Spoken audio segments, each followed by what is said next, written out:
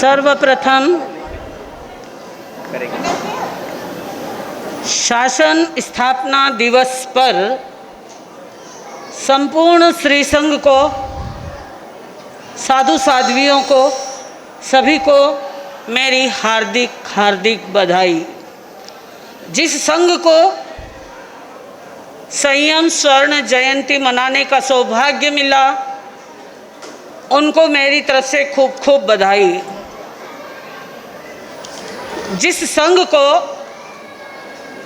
चतुर्विध संघ के रूप में अनायास 1 by 1 फ्री के रूप में 50वें के साथ 25वां संयम उत्सव मनाने का सौभाग्य प्राप्त हुआ, उन्हें मेरी तरफ से खूब खूब बधाई।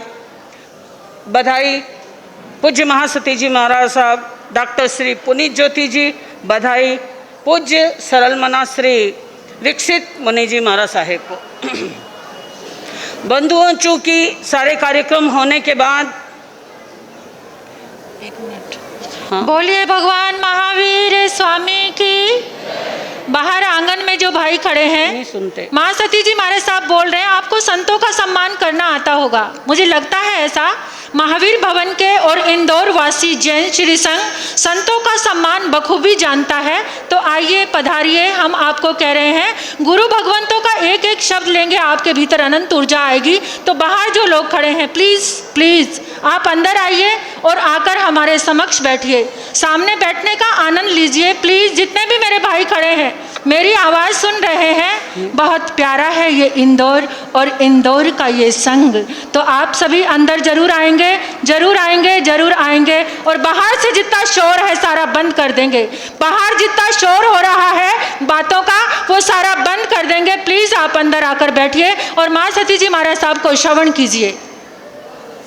संयम जीवन के लिए नितांत आवश्यक है, चाहे साधु का जीवन हो या फिर गृहस्थ का जीवन हो, क्योंकि संयम जीवन शांति का राजमार्ग है। जब तक जीवन में संयम नहीं होगा, शांति नहीं आएगी। शांति नहीं है तो समाधि नहीं है, समाधि नहीं है तो समाधान नहीं है, और समाधान नहीं है तो सद्गति नहीं है। इसलिए जीवन के अंदर प्रत्येक व्यक्ति को जिस प्रकार से किसी मशीन के अंदर ब्रेक का नियंत्रण करने का नितांत आवश्यकता होती है, गाड़ी में ब्रेक की जैसे ज़रूरत होती है, वैसे ही जीवन में संयम और विवेक की ज़रूरत होती है। संयम कैसे उद्घाटित होता है? भगवान महावीर ने कहा, जहाँ जीवन में सरलता आई वहाँ शुद्धता आएगी। जीवन में सरलता आएगी तब शुद्धता आएगी, और शुद्धिकरण ही संयम का राजमार्ग है। एक बच्चे ने पापा से पूछा, पापा आपकी शादी हो गई क्या? तो पापा ने उस मासूम की बात को सुन कर के बड़े प्यार से कहा, हाँ बेटा मेरी शादी हो गई। तो आपकी शादी किससे हुई? पापा ने कहा, तेरी मम्मी से हुई। ओहो, तो पापा जी आपने घर में ही सेटिंग कर ली, आपने घर में ही सेटिंग कर ली। और पापा आपने मुझे शादी में क्यों नहीं बुलाया? तो पापा जी ने कहा, बेटा उस वक्त तुम भगवान के घर में थे, इसलिए नहीं आ सके।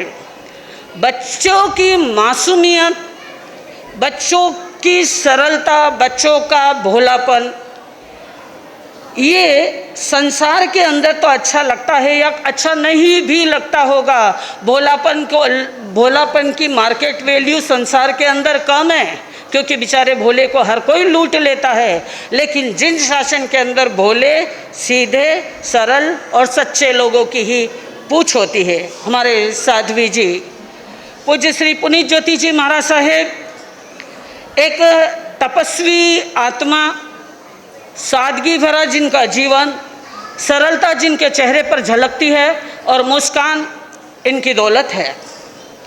कहते हैं कि बिना चांदनी चांद खिलते न देखा, बिना चांदनी चांद खिलते न देखा, और बिना स्नेह दीप जलते न देखा। बिना पानी के धरती रही है प्यासी, कि बिना पानी के धरती रही है प्यासी, और बिना संयम जीवन निखरते न देखा। कोई भी धर्म हो, हर धर्म के अंदर इंद्रियों का नियमन नितांत आवश्यक बताया गया है। नियमन और नियंत्रण, इसी का नाम है संयम। एक मछली, कांटे के ऊपर आटा लगा होता है और मछुआरा उसको पानी में छोड़ देता है। मछली आटे को खाने जाती है और कांटे में फंस जाती है। कांटे में फंसी हुई मछली अपनी जीवन लीला को समाप्त कर देती है।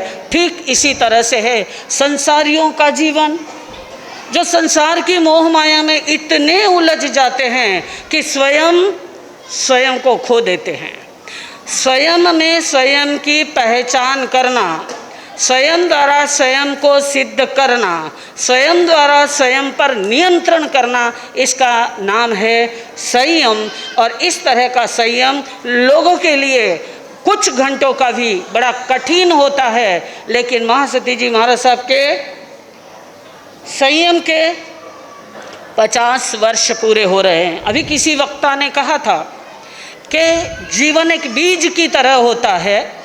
हमारा जीवन भी बीज की तरह है, लेकिन आपने देखा होगा कि बीज का 2 तरह से उपयोग होता है। एक वो बीज जो भंडार में पड़ा है और पड़ा सड़ा है, उसने अपने जीवन को बर्बाद कर दिया। एक वो बीज जो खेत में बो दिया गया और अनेक रूप में उद्घाटित हुआ, अनेक रूप में प्रकाशित हुआ।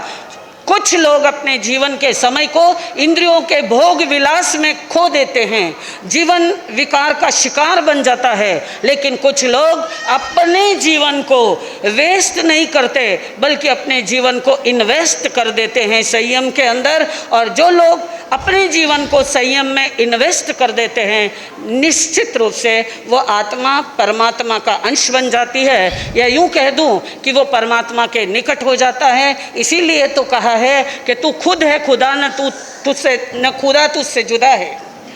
तू खुद ही खुदा है, न वो तुझसे जुदा है। जो माने जुदा वो न पावे खुदा।